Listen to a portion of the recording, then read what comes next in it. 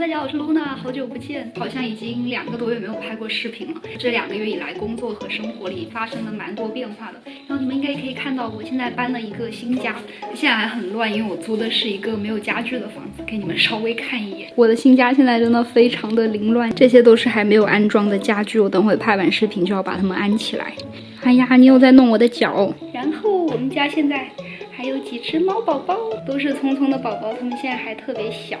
大家不要发私信问我卖不卖猫了，这5只猫我们都会自己养。好了，那我生活上的近况呢，我在之后的 vlog 里面再跟你们 update。今天这个视频的重点主要是淘宝开箱，好可爱哦，这个一线好运，这样也好可爱，又是个扁头，又是个秃头，我好丑哦。What's this？ 有一点劣质的，它的边边是这种矫正腿型，怎么跟我在图上看的不一样？勺。开箱之前按照惯例要打个广告，如果是不在法国的朋友或者不喜欢看广告的，可以直接跳到开箱的部分。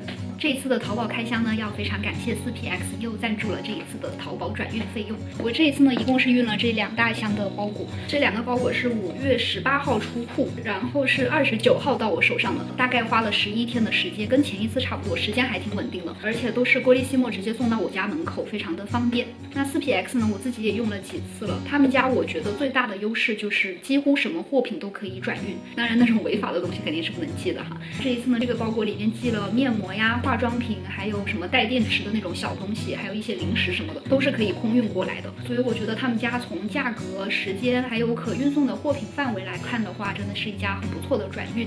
那转运公司嘛，有优点肯定就有缺点。上一次的视频好像也有跟大家提过，就他们家出于安全的因素考虑，是不会给客户代拆包裹的，所以收到的包裹都要核箱转运。但像如果我买那种小东西啊，包裹比较多的话，就会浪费很多不必要的核箱费用。所以这一次呢，我是把所有淘宝的东西先寄到我妈妈那边，让我妈把所有的包装纸啊、包装盒全部都拆掉，然后再一起统一打包寄给 4PX。我就觉得以前我怎么没有想到这个办法，就真的可以节省很多的体积和重量。而且我妈在帮我拆包裹的时候，也可以顺便检查一下，看我寄的东西有没有漏寄啊，或者是寄坏的。我这一次就有好几个包裹里面是少了东西的，就如果我妈不帮我检查的话，这么多包裹我可能根本就发现不了少了什么。所以真的建议大家，如果不怕被妈妈唠叨，妈妈也不嫌麻烦的话，以后真的可以这么寄。接下来广告的重点来了，6月份呢，他们家终于推出了铁路路线，就是时间上肯定没有空运这么快，但是价格真的会便宜很多。而且铁路路线是只计重量不计体积的，就可以寄一些不是很急需也不是很重，但是体积比较大的东西。像我最近不是搬新家嘛，我就在淘宝上看了好多那种比较大的家具，我就不知道要怎么运，如果空运过来嘛又很贵，就划不来。那铁路路线现在出来了，我觉得我应该最近会尝试用他们家的铁路路线来运一波，毕竟我搬了一个什么家具都没有的房子，真的还要买挺多东西的。再来呢，是他们家的空运路线在6月份也有8折的优惠，那只要你参加下面这个活动的链接，都可以获得2张8折的优惠券，而且如果是新用户注册的话，还能再享受1斤的免邮。另外呢，不管是新老用户，只要使用我的粉丝优惠码，就可以领到价值50元的转运礼包。那参与8折活动的链接还有我的个人优惠码，我都会放在下面的信息栏里，在法国的朋友可以趁这一次机会来转运一波。好了，广告任务完成，现在我们来开箱吧。哎，我现在看到这里有南宁2个字，我就好想回家呀。我想着我上一次回国，现在已经又快2年的时间了，不知道什么时候还能再回去呀。这是个什么东西？这是个桶吗？What's this？ 我来稍微整理一下这2个包裹。哦，好开心呐！就是每次有淘宝的东西运过来，我就特别开心。我妈还打包的挺好的，其实是顺丰的人来家里面收的，然后再帮她一起打包的。哎，国内的快递服务真的好好呀。这是我朋友推荐的一家店，就是专门做草编的包包的。其实本来对他没有抱很大希望的，但是我感觉质量还可以。这个包是我朋友的，它比较大，因为我朋友比较高嘛。但我觉得这样看起来也还行，感觉很适合出去野餐晒太阳的时候背这个包。而且我觉得这种包也没有必要买太好的，反正背一个夏天坏了就坏了。这个是我朋友的，然后我自己也买了一个比较小一点的。哎，这2个猫已经凑过来捣蛋了。他们现在到了那种叛逆的年龄，就是什么都觉得好奇，什么都想要弄一下，好烦呀。我自己买了一个比较小一点的，因为我个子比较矮，就背一个小一点的。我买的这个，我妈在我这个包里面还装了一堆的东西，还挺会放的。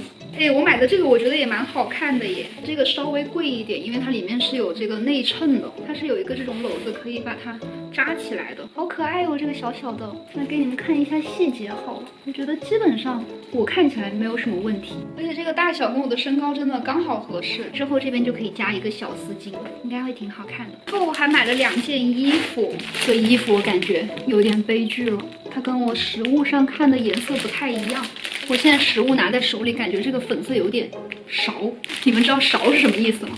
其实我都不是很敢在淘宝上买衣服了，就怕遇到这种情况。我今年逛淘宝的时候，我就发现他给我推了好多这种碎花的小衬衣啊，还有那种小裙子，我就不知道怎么选。我本来是想买几条夏天穿的那种连衣裙的，但是我觉得没试过，怕又不合适，所以就只买了一件这种衬衣。唉，感觉衣服还是要看了实物去试会比较好哈。不过这个颜色虽然跟我想的不太一样，但是摸着还挺舒服的耶。我还买了一条夏天穿的睡裙，这睡裙感觉这是睡裙吗？怎么感觉像是？哦，对，是睡裙。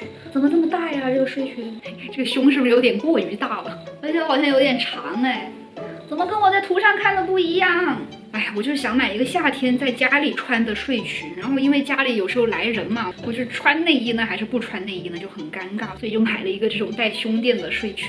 作为一条睡裙来讲，还是比较一般的。不过跟刚才那件一样，摸着还挺舒服的。好了，衣服、包包类的我就买了这3个东西，还好我没有多买，我就知道我买淘宝的衣服肯定就买不到什么好的。我就不是很会在淘宝上挑衣服，因为选择真的太多了，而且就也不知道它质量怎么样。然后下面的东西是文具类的，这个我看好多博主都有带过，我就很想在法国找到这个，但是在亚马逊我都没有搜到，它比我想象的质量要好一点耶。我现在带的这个是它苹果自己的一个表带，这个尼龙表带是所有表带里面我觉得最舒服的一个，但是还是有一点丑。那我就想出去玩啊，不用运动的时候，我就带一个还是好看一点的吧。说到 Apple Watch， 我觉得我现在简直是都离不开它。我现在最常用的一个功能就是带着它找手机。我不知道我手机为什么每次都跑到不一样的地方，不然像我之前出门啊什么的，真是每次出门都要找好久。说的好像我家很大一样，但是其实并没有，就小小的一个家，但手机总是不知道在哪里。我买的是比较大尺寸，就一般男生才会买的44毫米的。我觉得女生应该选这个尺寸的会比较少，但因为我眼睛比较瞎，我就想看屏幕看得清楚一点。而且我的手比较粗壮，我觉得我如果买小的话会显得我的手更粗，所以还不如买一个大的吧。还可以哈，它这个质量。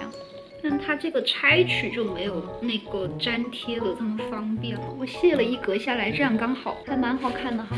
虽然跟香奈儿的那种肯定不能比，但是带着玩嘛。而且它大小跟我手腕也刚好合。就我的手是属于女生里比较粗壮的那种手，所以如果正常的女生可能还要再少一格会更好看一点。这个我买的是黑色的链条，然后黑色的皮带。它其实还有好多颜色可以选的，有什么金色呀、粉色啊、白色的。但是我觉得这个应该是最耐看的，所以就选了一个黑色的。然后又是这种壳子，我觉得女生就是喜欢给数码产品加各种壳子。但是我这次没有买手机壳，因为我现在这个手机摔坏了。手机这个事情超好笑，因为我本来觉得我这手机上面是有钢化膜的嘛，它裂开了之后就裂了很久，大概有好几周吧。我一直觉得是那个膜坏了，然后有一天我就想说，我把这个裂掉的钢化膜换了吧。结果我抠了半天，发现是我的屏幕真的坏了，不是这个钢化膜坏了啊，我就好心痛啊。但是算了，也用了好多年了。好了，所以我这次买的呢 AirPods 的一个壳子，但是这个好像比我想象中的大这放到包里面应该挺难带，但是它好可爱啊！它要是小一点就好了，但是这样也好可爱。我可能背大包的时候就可以带这个，没有什么重量的，蛮轻的，但是可能就放到包里面比较占地方吧。现在屁股后面有个洞，但是用充电的。然后我还买了另一个，就是原来第一个买的壳太厚了，所以我就想着买一个薄的。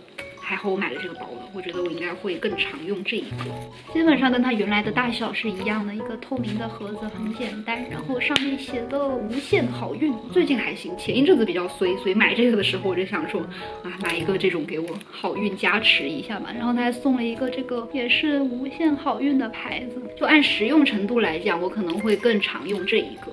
但这个也很可爱啦，就可惜它太大了。防水手机壳，就去年我去南法玩的时候，我的手机就没有一个防水的壳子。今年夏天我们肯定还是要去海边的，所以我就买了一个这个好可爱的一个壳子，然后它还有一个那个黄色的挂绳，它隔着膜也是可以用的耶，就还是可以照个相啊什么的。它的边边是这种打了气的，应该也能防撞吧。夏天出去沙滩就可以带着它，防水又防沙，不错。这个不知道你们见过了没？我也是被别的博主的视频安利了这个。它是一个这样可以贴在浴室里，然后放手机的盒子。然后你就可以把手机卡在里面，你可以一边洗澡一边看电视。我一开始看到这个东西，我觉得好搞笑，谁想出来的？应该是一个追剧狂魔才会想出来用这种东西吧？啊，而且它也是可以隔着屏幕操作的耶。然后呢，我买的是一个套装，它除了有这个壳子之外，它还有一个这个蓝牙的小音箱，这也是直接扒在浴室上的，然后可以蓝牙控制的一个小音箱。今天晚上洗澡的时候来试一下，感觉好好玩呀。我还买了另一个这个手机 iPad 的支架，但是我不知道它是本来就是坏的，还是运输的过程中坏的。这里断掉了，我等会可能拿胶来粘一下吧。质量怎么这么撇呀？但我买它呢，就是想着平时我会用 iPad 看别人怎么做饭嘛，就边做饭的时候会边看 iPad 上的教程，我就想把它摆在厨房里，还可以这样调角度的。但是它怎么就坏了呢？然后我还有一个我很想要的鼠标垫没有到，我妈把这些包裹寄出去给我的时候，她都寄回来了，最后才发现有一个这个鼠标垫没有到。这个鼠标垫应该是那种做设计的人发明出来的，因为我现在是做动画设计的嘛，所以我最常用到的一个软件是 After Effects， 它这个鼠标垫上就有很多 AE 的快捷键，就我到现在我都已经快工作1年了，很多快捷键我都不太清楚。我本来是想着有这个鼠标垫在我的工作台上，我就可以很方便的看到。你们如果也是学设计的话，我觉得可以去买一个这个鼠标垫，像什么 Photoshop 啊、InDesign 啊，还有 PR 什么的软件，它都有不同类型的鼠标垫，我觉得还蛮有意思的。好了，这些大概都是什么数码科技类的，然后我还买了一堆美妆工具类的，我买了一堆这个应该叫扁头神器吧。我不知道你们有没有人跟我一样，小时候他们那种畸形审美就很喜欢把女孩子的头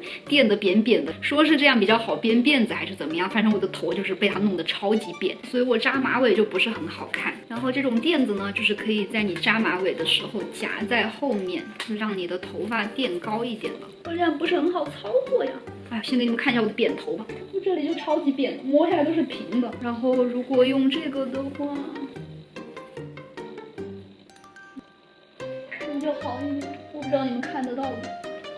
然后扎马尾的话，把它垫在后脑勺这个地方，就可以让头发看起来多一点。哎，我现在真是又是个扁头，又是个秃头，我好愁哦！我真的是这辈子很幸运的成为了一个全方位的扁头。我不仅是后面扁，我这两边也是扁了。所以我不仅买了后脑勺的，我还买了两边的。哦，刚拍视频拍到一半，结果我的沙发到了，给你们看我家现在惨状，我根本下脚的地方都没有，好怕。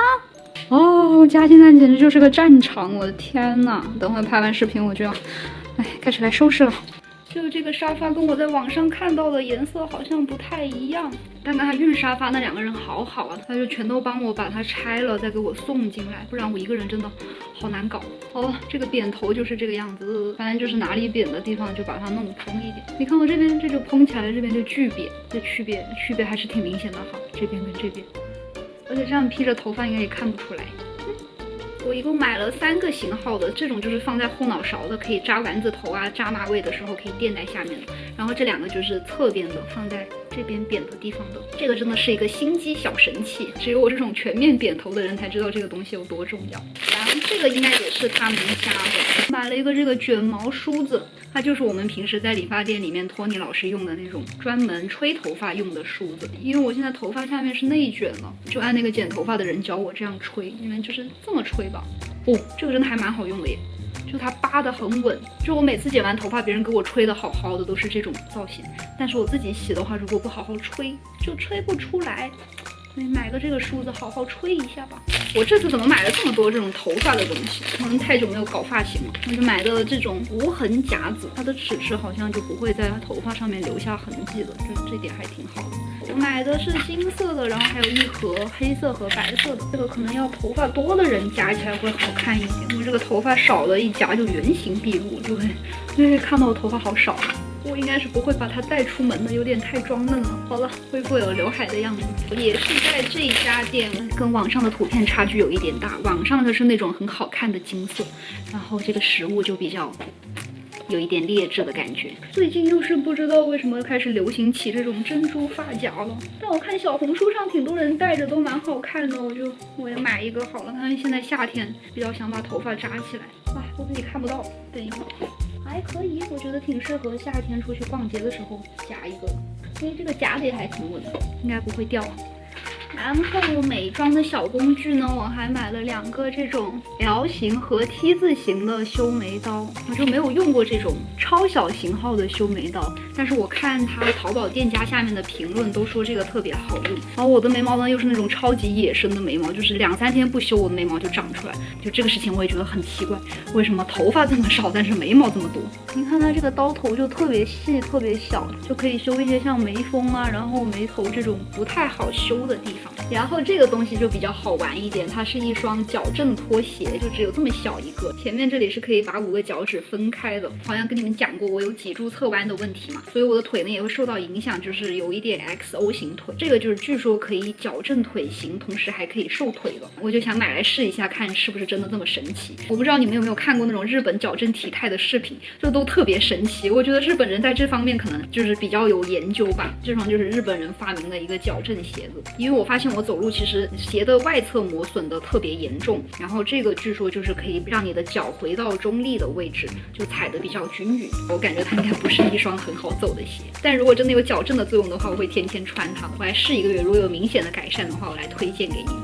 这个应该是跟着这个鞋子送的一双静脉曲张袜吧，我不记得我有买过这个东西。我现在就是天天在家工作嘛，基本上都是坐着的，我自己也很担心我腿的功能会不会哪一天完全退化掉。上班的时候来穿一下这个袜子，但是它看着就不是很舒服耶。然后我还买了一大堆的面膜，我买的是韩国这个牌子的，他家的鱼腥草面膜真的不夸张，是我目前用过我最喜欢的面膜，就非常的清爽，然后也很贴合，所以我这次就把他们家所有的系列都买了，一共买了40片，就还挺沉的它这一盒。然后我还买了4盒蓝丸和绿丸的面膜，其实我一共买了大概800多块钱的面膜，但是因为面膜实在是太重了，寄过来很不划算，所以我就只寄了2盒，等朋友回法国给我带吧。最后一个这个东西你们肯定想不到我为什么要买它，这个是我高中的时候很喜欢用的一个洗面奶，庞氏的，就是很有年代感的一个洗面奶，是我闺蜜她上一次回国的时候她带回来，然后我试用了一下，我觉得还是高中的那种感觉，就是很清爽，然后也特别大碗便宜。所以我们这次2个人就运了一个这个洗面奶过来，刚好我现在洗面奶也没有了，就换成这个吧。好了，那这个视频的上集就是这样了，因为还有好多东西都没有拍，我不想把这个视频弄得太长。下集呢，我就把它剪成专门是厨房呀、日用品还有收纳类的东西。好，那今天的视频就是这样，我们下个视频见啦。